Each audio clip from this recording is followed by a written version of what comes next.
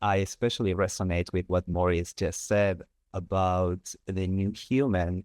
And it seems to me that, well, it seems to me, and it should seem to everybody that this is not a competition about learning and integrating more. And I am the new human because I can achieve and I can integrate more and I can be more.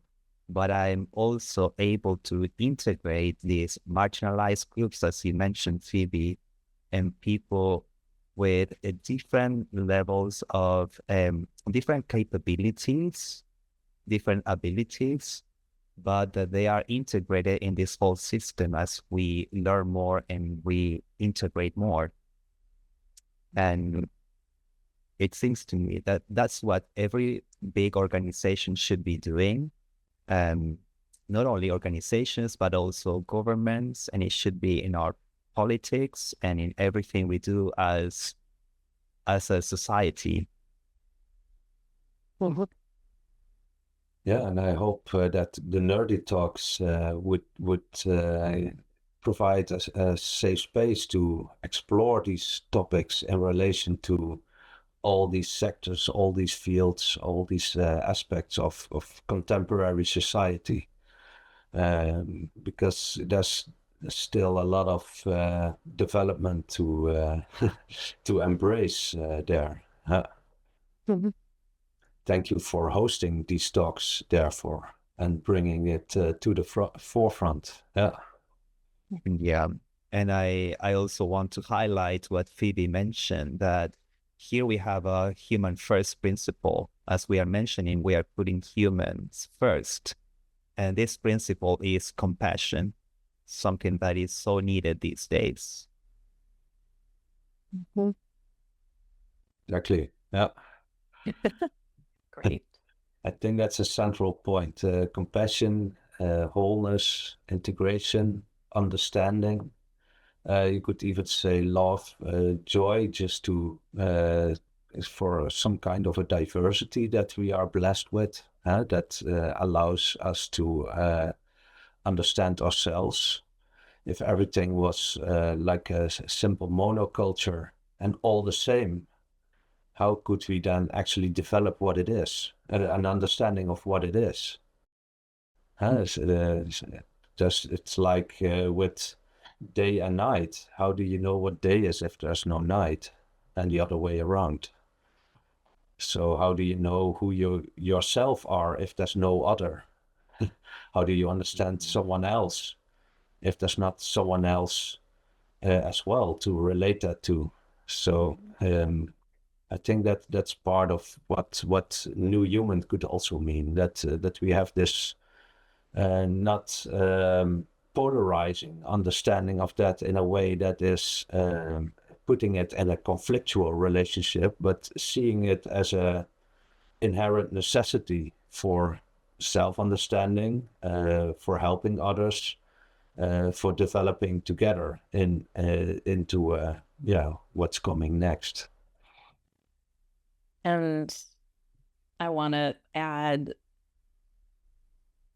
because technology is always about progress, right? And as a society, we're constantly looking for progress and moving on the next frontier.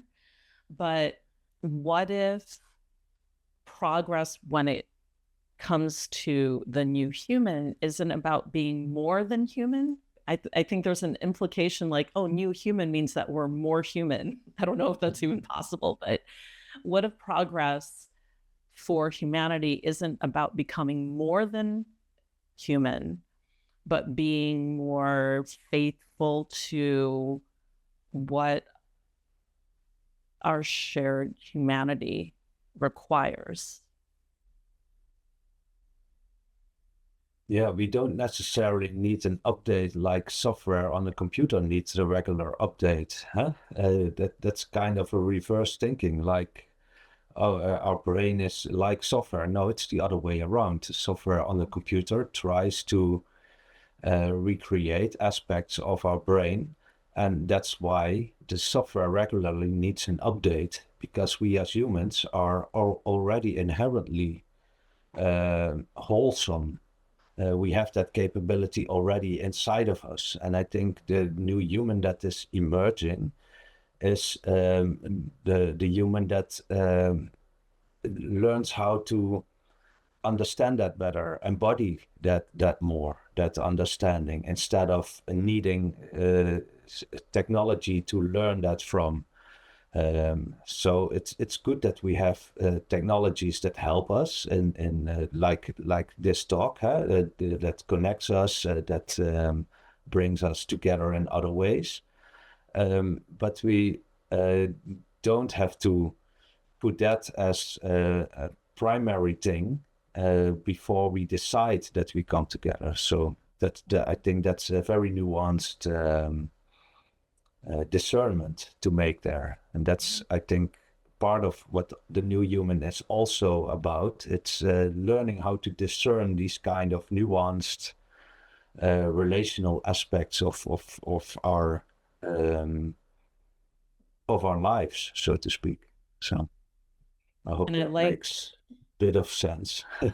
No, yeah. When you said embodied, I was thinking the word embodied right when you were saying it. And so, yeah, the new human embodies the fullness of what it means to be a human. Yeah, in a more explicit way, and not in a mere implicit way, not by trying to gain something solely, but more like a natural expression, instead of necessarily needing artificial things for that. It could assist, but it shouldn't be, I think, at least it shouldn't be the artificial things first. Yeah, there's so much to say that I don't even know how to start, because as I hear you guys speak, I feel a little bit behind as a human. I don't know if I'm a new human, but I do have this desire to be part of this. It's not like a leading group, but if you can help me here with my words, but I would like to be part of this construction crew, if you will, where we bring about more awareness to our loved ones, to the people who are closer to us, because it's maybe the easiest way to bring about this awareness so that more people are involved, more people are responsible for their contributions to the world. And instead of spending hours and hours on social media, or just, wasting their time, maybe we can put more attention to these topics that will make us come closer as humans, which is my desire, because I get to see this on a daily basis, how people are disconnected from themselves, thus disconnected from the world. And again, technology playing, this role, and many people not using it as a tool, but more as an entertainment tool. And it is just my desire that we can integrate it and we can make the most of it. And there was something that we mentioned before, and it is, I have it written down somewhere here, and that is to use technology, not being dominated by it. I think I mentioned this already.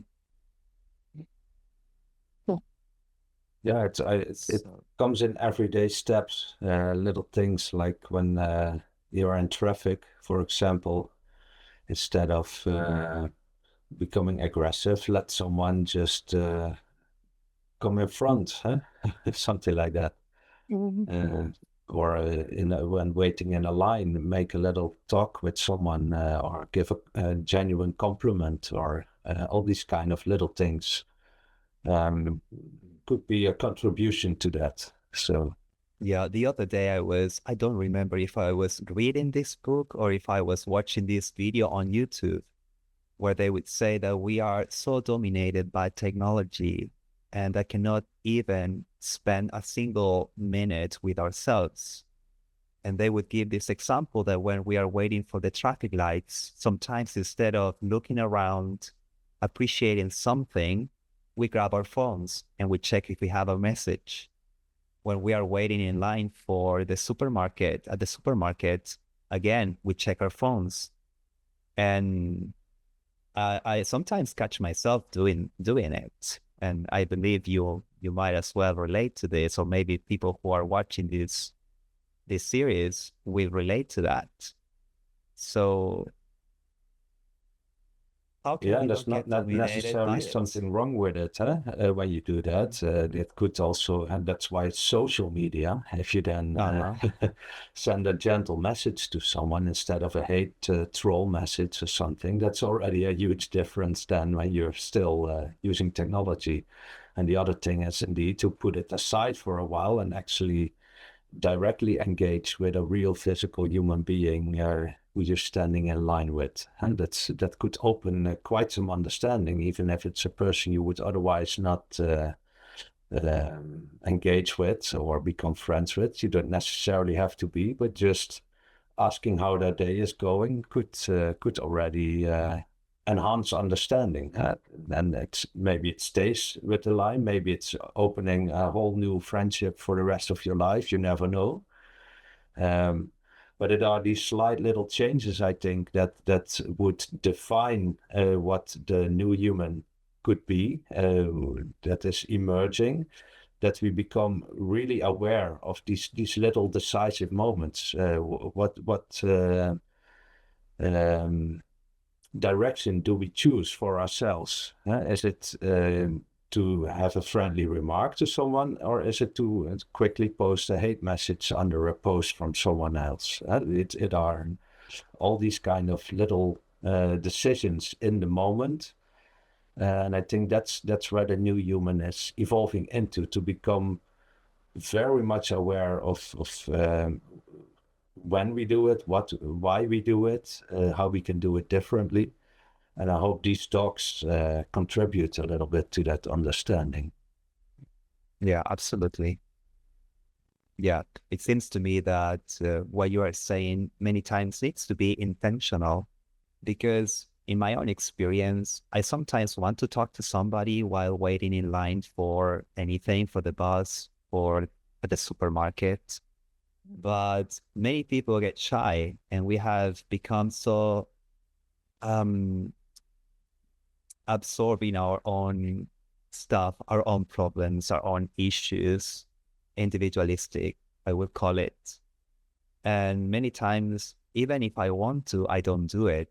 So it seems to me that all these things need to be more intentional. I found myself sometimes interacting with strangers on the street. The other day, I told a lady how beautiful their dogs were. And that very simple interaction really made my day. But I wish those things would happen more often. So it's my own commitment to, maybe when I'm going somewhere, instead of bringing my phone and being dominated by my phone, I just bring my credit card or my debit card instead of bringing my phone to pay with, Apple, and stay more present. And also, I ride my bike very often. Instead of bringing my phone, maybe I don't. So that will force me in a way, or I don't want to say force, but maybe it will motivate me to interact with real humans. I think it's a simple action that No, it's a simple you action that can both, help. yeah, you both bring up great points. One of them being the choices that we make to be intentional in how we show up, and the level of presence we bring to those who we interact with. And more, I have a daughter that's in her teens, but she's gotten rid of certain social media she puts a timer on her phone. I think the next generation, they're getting to that point where they're understanding we're missing something by not connecting, and getting lost. There's a lot of noise that comes through the technology, and whether the noise is you're getting too much information that you have to make decisions about. So, because you're using AI to help you with work, and you get buried in all that information and you go down this rabbit hole and you emerge and you don't even know where you went and how you got there, to the social media side of things, again, with the technology, that is a fake version of connection, right? And so there's a generation of people that are aware of that, are making those conscious decisions. And I think that's part of the new human. The new humans represent maybe not the conversation or the vernacular and the more technical, philosophical side of things and the way that we talk about it, but in the way that they're living it out, they're feeling that. And I think, again, that's part of the sanctity of humanity, that there's this creativeness that pulls us. And yes, we can use technology to help us with the creativity, but there's an impalpable type of creativity that occurs when we're in connection with other humans, in a very similar way in having these talks and when we talk with one another, and how that opens up more avenues of thought that challenges our own way of thinking or expands the way that we are thinking. And so I hope more and more people join in on the conversation, and whether it's formally with us at NHRDI or within their own circle, so that there is that intentional choice of presence. I think you open up a beautiful dimension of new hope there, that what you say about the new generation, they intuitively feel what it actually means to be human, and that it is not by looking at a screen all day, but that it is by having genuine connections. So there's this deep intuitive knowing somehow that was covered up or silenced by a lot of noise, but it cannot be completely silenced. It is something that it's like a ball that you try to press underwater. At a certain point, it has to get loose, and then it has to come out of the water again. I think that's what you described there beautifully. Like the new generation, we had like the past 10, 15 years, this deep human intuition of we need to have genuine connections in order to feel alive, to actually feel ourselves being a human, to feel ourselves as a worthwhile individual. That was pushed down in a way by all kinds of noise and idealistic ways or icons of how we should be. But now the new generation feels, well, it's not completely genuine. It's not completely doable. That kind of sense of perfection that we have to live up to. We are, in a way, good in ourselves, and we can reconnect through that understanding again. So that's why they then, wipe some of their profiles, or say only 1 hour a day, or put it on silent that they don't get the messages all the time, etc. I think that's a beautiful signal that goes over the noise of what new human then actually could be in relation to all the new developments in terms of technology and societal changes, etc. it doesn't necessarily have to conflict, but the new human then has a more balanced, more harmonious relation with it. It's not that we should get rid of all the technology, because it's also very beneficial. It helps us in many beautiful ways as well. It also, and there are new things that even help people who had health issues because of certain developments in technology. They can live a meaningful and fulfilling life again. Then people who had a stroke or something, who couldn't move a limb because of certain technologies, they can move the limb again. But that's a beautiful thing, huh? So it's not against these things, but it's about understanding how it can actually create a more harmonious living together. I think that's a beautiful point to ponder upon, maybe a bit more, also for the listeners, and in your own silent time, or when you sit in a subway and just going with the flow. What does it mean, that intuition? What do I actually sense, feel, or what kind of connection do I have with everything that I'm moving through? I think that's a beautiful way. Yeah. Yeah. As I hear you speak, I keep thinking about all the daily things that I get to see on the subway, on the streets, even my own practice. Like, for example, when I catch the subway, I often count how many people are checking their phones and how many are reading a book, or just, looking around. Many people seem to be so focused on their phones that they don't even are aware of who is around, what's going on around you. I also think of this friend. She is part of the new generation. She is only 24 years old. And when I first met her, I remember she had her iPhone on a scale of grays. So no colors, just black and white and gray. And I asked her, why do you do this? What's the reason?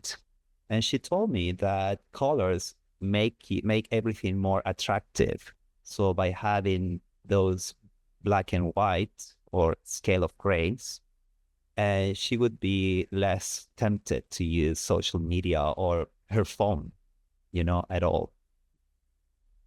And another thing that I see in younger generations, and this is something that I really appreciate, is the new wisdom that they bring. And especially with social media, where they feel that you don't have to overshare like my generation does. And I don't know if you have seen, but many people don't even have a profile picture. It's just a black picture or a white picture or a purple picture, any color. And they don't even have many posts, only a few ones, and maybe a highlight. So I really appreciate how they are using technology these days, and how they are teaching us that there is another way to use social media in this case. And I also feel that it's a way to protect your privacy. And once again, the sanctity of your privacy. And yeah, I just love the wisdom that these new generations are bringing. And of course, we have to pay attention, because their brains are wired in a different way, in a more modern way. We know that new generations are more and more intelligent and more capable.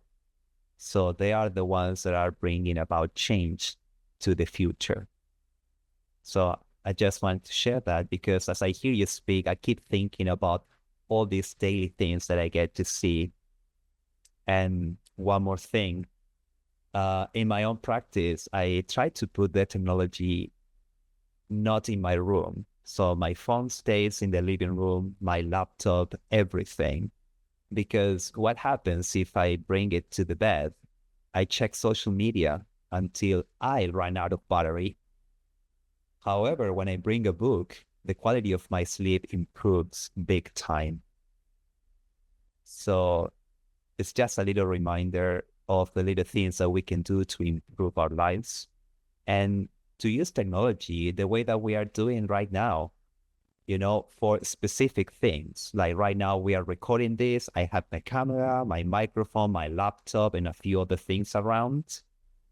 But there is purpose in this. It's not just entertainment. It's not just, domination. I just wanted to share that. And Phoebe, I think with your research, you also use very advanced technology to monitor what's happening in the brain when we actually use technology. So that's a very reflective position as well, but it's a beneficial use of these advancements that we can actually see and measure what's going on inside of our organism. In order to then help where needed, or support people in their further development, or helping them overcome trauma, for example, helping them in integrating new understandings, new beliefs that could elevate their lives. Maybe you could share a bit about that as well. Yeah, I mean, that's a great point, especially when we look at the initiatives, the Chicago Brain Initiative, for example, that we're doing. The science and the technology, as you said, can be used to aid and help us versus just dominating our lives. And one of those ways is taking the technology to take a look at what is happening in the brain. And Felipe, when you mentioned about reading a book versus being on your phone as you wind down the day, I can't remember if it was Denmark that made the decision to take tablets out of the school systems. And the reality is, when your brain is reading words on a paper, it processes that differently than words on a screen. And so that's just one little thing that we know about how the brain works, and why I'm sure there's a connection with the decision they made to go back to physical books. Now, is it good for the planet and economical? Probably not, because you can house so many books on a tablet versus having physical books and having to print those out. But I'm sure we'll find our way, right, to get to the other side of that equation. But yeah, when we're looking at the brain, the technology exists that we can actually look at the transition from consciousness or subconscious to conscious. And within milliseconds of the body taking in information, we can actually track that in the brain through the technology, which there's some research that looks at consciousness and what is happening. Are we more conscious? Which again comes down to processing speeds, right? Like, at what point do we become conscious of the inputs that our body is taking in, the information that's being put in there. But again, when we look at the sanctity of the brain, and, we can look at how different brains with different, I don't want to say conditions, but different states of the brain, we can take a look at how they function and what can help improve that. And there's something to be said, like what you had mentioned before, about compassion. Compassion comes from a different, my friend did a study on this for her dissertation. Compassion comes from a different part of the brain than empathy does. And that's powerful in and of itself, to know and to be able to see the science behind that. So that's why we look at research, but not for research's sake. We look at research to be able to point in how we can improve our human connectedness, why things work the way they do and why they do not. That's I don't know if that's beautiful what you're thing. looking for. Yeah, it's a beautiful thing because I know about these technologies, sound therapies, for example, that could then stimulate these Yeah. different areas of the brain that could therefore then elicit these experiences of empathy, compassion, love, understanding. So then it is a lived experience. So when they are then removed again from the technology that provides that sound therapy, the body has kind of a memory about it, which can become like a base point to live from again. Huh? You then actually have choice. You have an awareness of what's also possible, of what's also there, of what's also part of your capabilities, your potential. And because of that awareness, you have some kind of a choice you can make. And when you know what could be and have a lived experience of what actually feels better or could be better and could elicit better feelings, why not then choose for it? So that's a beautiful developmental loop that could be initiated through that specific research with benevolent use of specific new advanced technologies. So thank you for sharing that. Yeah, it's very insightful to know that that it's happening in the noggin.